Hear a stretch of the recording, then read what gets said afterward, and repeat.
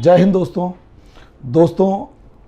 तालिबान के अंदर जिस तरीके से सिचुएशंस बदली, हालात बदले और दिन पर दिन बहुत तेज़ी के साथ परिस्थितियां जो हैं वो लगातार बदलती जा रही हैं और हालात इस समय पर इस तरीके से हैं कि कभी भी कुछ भी हो सकता है और एक असेसमेंट के ऊपर सारी सिचुएशंस चल रही हैं। और ख़ासकर जो इंटरनेशनल रिलेशन के को स्टडी करने वाले जो स्टूडेंट्स हैं, उनकी सबसे बड़ी ख़ास बात इस टाइम पर ये है कि वो हर चीज़ के ऊपर बहुत बारीकी से नज़र रखे हुए हैं। ऐसी सिचुएशन के अंदर जिस तरीके से बारीकी से नज़र रखी जा रही है दोस्तों, यहाँ पर एक माहौल ये बन रहा है जैसे इंडिया और पाकिस्तान आपस में लड़ने जा रहे हों, या इंडिया एक तैयारी कर रहा हो पाकिस्तान से लड़ने की, दो हाथ करने की। इसके ऊपर एक डिस्कशन करने जा रहे हैं। लेकिन उससे पहले छोटी सी इन्फॉर्मेशन कि दोस्तों, अगर आप यूपीएससी की तैयारी कर रहे हैं और आपको लगता है कि आपके बेसिक्स जो हैं वो स्ट्रांग हो चुके हैं, तो ऐसी सिचुएशन में हमारे खासकर बहुत सारे स्टूडेंट्स की सिलेक्शन इसलिए नहीं हो पाता क्योंकि वो कहीं ना कहीं बहुत सारे टॉपिक्स को कवर नहीं कर पाते, और टॉपिक्स को इस तरीके से कवर नहीं कर पाते कि उन्हें समझ में नहीं आता कि क्या करें। ऐसी सिचुएशन में दोस्तों, हमने 11 अक्टूबर से एक नया बैच लॉन्च करने का डिसाइड किया है। और उस बैच के अंदर हम जितने भी रिनॉन्ड इंस्टीट्यूट्स हैं उन सब की टेस्ट सीरीज़ आप लोगों को करवाएंगे, उनके क्वेश्चंस डिस्कस करेंगे, टॉपिक्स का प्रॉपर डिस्कशन होगा, उन टॉपिक्स से रिलेटेड नोट्स बनेंगे, वो जो मॉडल आंसर्स हैं वो प्रिपेयर करवाएंगे, और उसके साथ साथ जो भी आपकी रिलेटेड डाउट्स हैं वो कंप्लीट करवाए जाएंगे। नॉर्मली कोई भी स्टूडेंट होता है, जब वो तैयारी कर रहा होता है तो उनसे वो मेंस की टेस्ट सीरीज़ सॉल्व नहीं हो पाती और इसीलिए बच्चा जो है वो पीछे रह जाता है। और इसमें हिंदी मीडियम का खासकर स्टूडेंट कहीं ज़्यादा पीछे रह जाता है। इसीलिए दोस्तों, हमने इस टेस्ट सीरीज़ को, इस कोर्स को लॉन्च किया है। इसमें अलग अलग इंस्टीट्यूट्स के जो क्वेश्चंस हैं, उन पर्टिकुलर इंस्टीट्यूट्स के नाम से आपको फ़िल्टर करके बताए जाएंगे कि ये क्वेश्चंस इनके अच्छे हैं, इंपॉर्टेंट हैं, और इनको आप इस तरीके से प्रिपेयर कर सकते हैं। बाकी आप किसी भी इंस्टीट्यूट की टेस्ट सीरीज़ ज्वाइन करें, हमें इसमें कोई समस्या नहीं है। अब रही बात, इन 2 नंबर्स पर कॉल करके आप फर्दर इंफॉर्मेशंस ले सकते हैं नए बैच के बारे में। बाकी आगे जब जुड़ेंगे तो आपको इसके बारे में नॉलेज आ जाएगी। दूसरा देखो दोस्तों, 13 सितंबर से 13 सितंबर से हमारा एक बैच लॉन्च हुआ है, और इस 13 सितंबर वाले बैच के अंदर अगर बच्चा 9th to 12th क्लास के किसी भी बैच में है तो यहाँ पर इसका इंटीग्रेटेड प्रोग्राम हमने स्टार्ट किया है। इस इंटीग्रेटेड प्रोग्राम के मीन्स ये है कि अगर बच्चा 9, 10, 11, 12th क्लास में है तो NCERT अगर सॉल्व करना चाहता, मतलब बच्चा स्कूल में पढ़ रहा है और NCERT करना चाहता है, NCERT कर रहा है या स्टेट बोर्ड की कोई भी बुक पढ़ रहा है, लेकिन उसकी अप्रोच, उसमें टैलेंट तो यूपीएससी क्रैक करने का है लेकिन अप्रोच उस लेवल पर डेवलप नहीं हुई है, तो इसी NCERT को उस अप्रोच के साथ पढ़ा दिया जाएगा ताकि उस बच्चे का स्कूल में भी कोई नुकसान ना हो और यूपीएससी की प्रिपरेशन अभी से स्टार्ट हो जाए। 1 घंटे की डेली क्लास होगी और बहुत ही बेसिक यानी 500 रुपीज़ पर मंथ की इसमें हमने फ़ीस रखी है। इसलिए आप जल्दी से जल्दी इस बैच को ज्वाइन कीजिए, कांटेक्ट कीजिए, ज्वाइन कीजिए, और जैसे भी हो इन 2 नंबर्स पर कॉल करके। अब आ जाते हैं दोस्तों टॉपिक के ऊपर कि क्या इंडिया पाकिस्तान से युद्ध की तैयारी कर रहा है।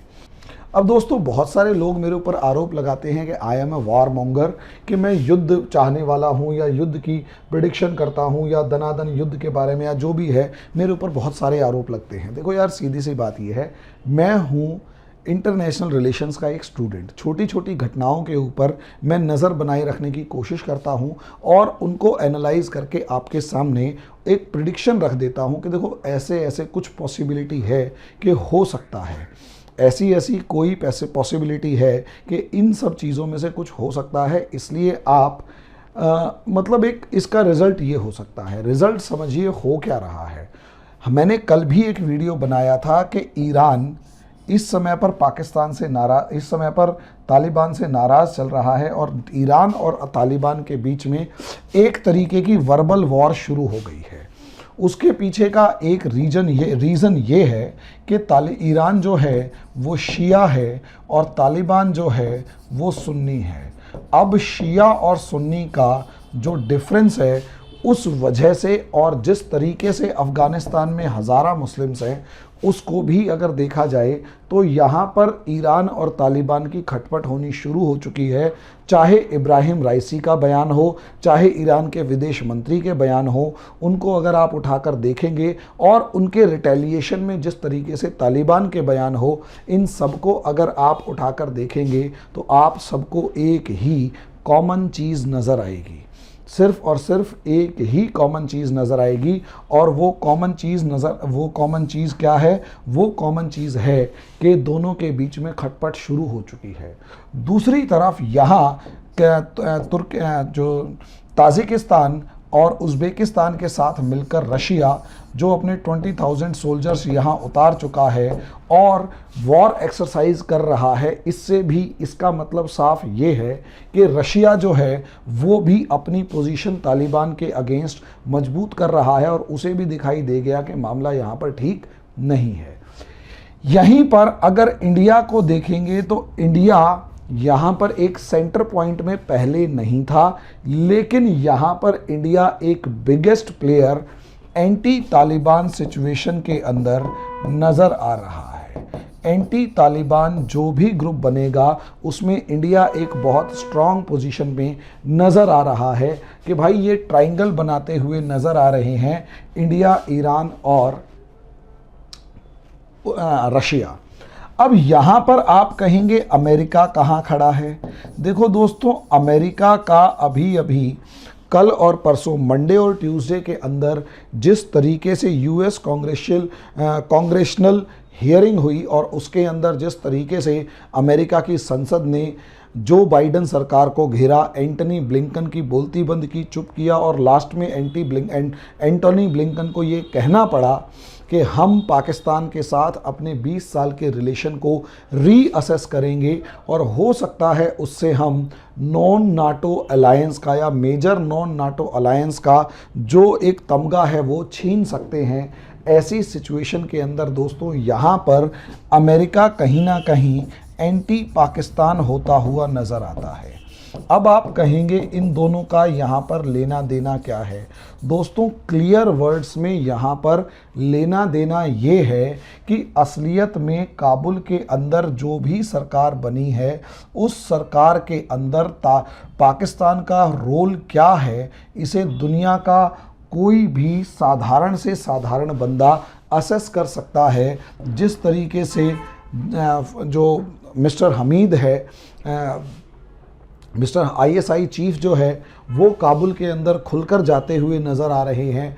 पंजशीर के अंदर वो वॉर के अंदर पाकिस्तानी आर्मी जिस तरीके से तालिबान के मिलिटेंट्स को सपोर्ट कर रही है और जिस तरीके से पाकिस्तान जो है वो तालिबान के अंदर हक्कानी नेटवर्क और दूसरे रूल्स के अकॉर्डिंग इम्पॉर्टेंट रोल प्ले कर रहा है, तो यहाँ आप देखेंगे एक एक्सिस बन चुकी है जिसके अंदर अफ़गानिस्तान के अंदर तालिबान एक यूनिलेटरल या यूं कहें एक जो कहते हैं सिंगल ग्रुप डोमिनेटिंग गवर्नमेंट बन गई है। दूसरी तरफ पाकिस्तान है जो तालिबान को सपोर्ट तो करने की बात कह रहा है, लेकिन कहीं ना कहीं हक्कानी नेटवर्क के थ्रू काबुल के ऊपर कब्जा करके बैठा हुआ है। सिचुएशन यहाँ तक बिगड़ गई है कि मुल्ला बरादर से लेकर बहुत सारे दूसरे तालिबानी लीडर्स को काबुल छोड़ के कंदहार आकर रुकना पड़ा है। और तीसरी एक्सिस में यहाँ पर खड़ा है चाइना, जो तालिबान के साथ एक कॉम्बिनेशन बनाकर एक एक्सिस बना चुके हैं ये लोग। यानी ये एक एक्सिस बन चुकी है तालिबान, पाकिस्तान, चाइना की। यहाँ से अमेरिका काफ़ी हद तक बाहर हो चुका है और जिस तरीके से अमेरिका के अंदर ही उठापटक चल रही है, वहाँ अमेरिका ने शायद जो सोचा था कि तालिबान के अंदर एक अपनी पोजीशन मेंटेन करके चलेगा, तो वहाँ पोजीशन मेंटेन करने की सिचुएशन में इस समय पर अमेरिका नज़र नहीं आ रहा। और जिस तरीके से अमेरिका ने पाकिस्तान से डील करके निकलने के बदले पाकिस्तान को फ्री हैंड दे दिया, वहाँ पर अमेरिका की जो फजीहत हुई है, तो दोबारा एंट्री मिलना यहाँ पर मुश्किल है। और शायद इस समय जो लग रहा है वो ये कि अमेरिका के अफ़गानिस्तान तक पहुँचने के इस समय पर लगभग सारे रास्ते बंद हैं।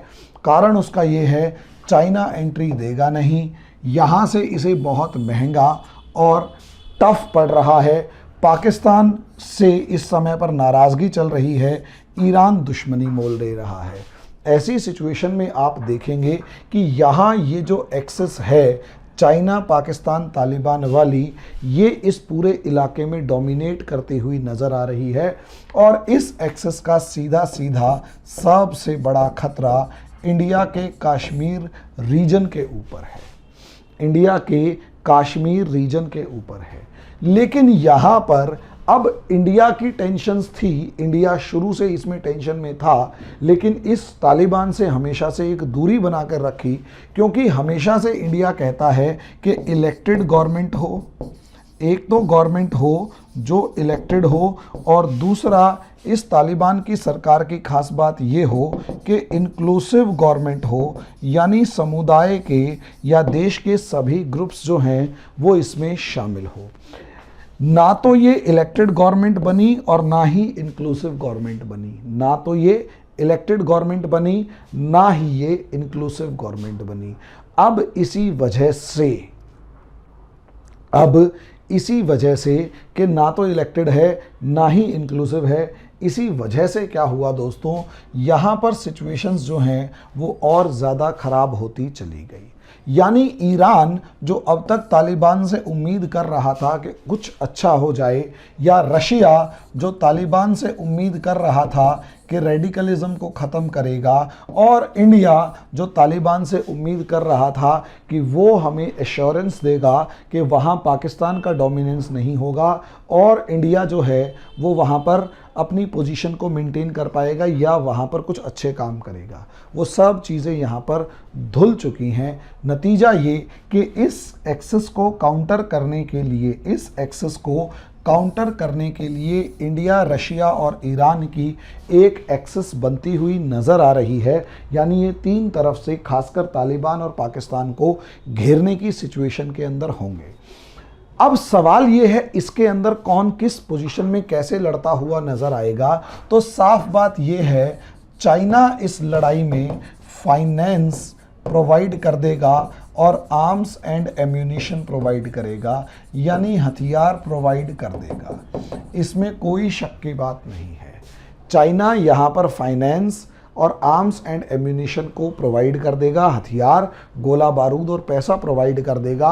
अगर किसी को 1% यहाँ लगता है कि चाइना यहाँ पर डायरेक्ट इन्वॉल्वमेंट लेने की कोशिश कर रहा है, तो मुझे नहीं लगता कि चाइना ऐसी गलती कभी भी करेगा कि वो रशिया से फेस टू फेस किसी भी एरिया में होगा। और अगर ऐसी गलती करेगा तो वो एक नया खतरा मोल ले रहा है। इस इलाके के अंदर एक नया एम्पायर होगा जो इस कब्रगाह में अपनी पावर को ख़त्म करने की सिचुएशन में पहुंच चुका होगा। दूसरा, इंडिया की जो यहाँ पर पोजीशन रही है हमेशा से, और यहाँ पर एक फरखौर नाम का एयर बेस इंडिया 1990s से मेंटेन कर रहा है। इंडिया से बाहर सिर्फ और सिर्फ एक एयर बेस मौजूद है और एयर फोर्स बेस मौजूद है, और वो है फरखौर के अंदर। वहाँ से इंडिया नॉर्दर्न अलायंसेस, क्योंकि तालिबान को काउंटर करने के लिए नॉर्दर्न अलायंसेस नाम का एक ग्रुप बना था। अगर यहाँ तालिबान 2 है तो यहाँ पर भी नॉर्दर्न अलायंसेस 2 को दोबारा से री इमर्ज करने की या रीबिल्ड करने की कोशिश की जाएगी। अब सवाल ये है, यहाँ इंडिया पाकिस्तान कहाँ से आ गए? मैंने आपको कहा चाइना डायरेक्टली इन्वॉल्व नहीं होगा, और जहाँ तक सिचुएशन है वो तालिबान और पाकिस्तान की खटपट में एक बात साफ नज़र आ रही है कि पहले काबुल और अफ़गानिस्तान पर तालिबान ने कब्जा कर रखा था। इस बार पाकिस्तान ने चालाकी से यहाँ पर हक्कानी नेटवर्क को बिठा दिया है, और हक्कानियों और तालिबान के बीच की लड़ाई इस समय पर पूरी दुनिया समझ चुकी है कि मुल्ला बरादर जो है उसको गोली लगी और अनस हक्कानी जो है वो भी घायल हो गया। और हालात तो यहाँ तक हैं कि बहुत से लोग कह रहे हैं कि मुल्ला अब्दुल गनी बरादर जो है वो एक्सपायर हो चुके हैं और उनकी अभी सिचुएशंस ख़राब हैं। इसका मतलब ये है कि तालिबान और तालिबान के एक ग्रुप और पाकिस्तान के बीच में खटपट हो चुकी है, लेकिन पाकिस्तान का काबुल पर कब्जा है और नॉर्दर्न अलायंसेस काबुल की तरफ बढ़ रही हैं।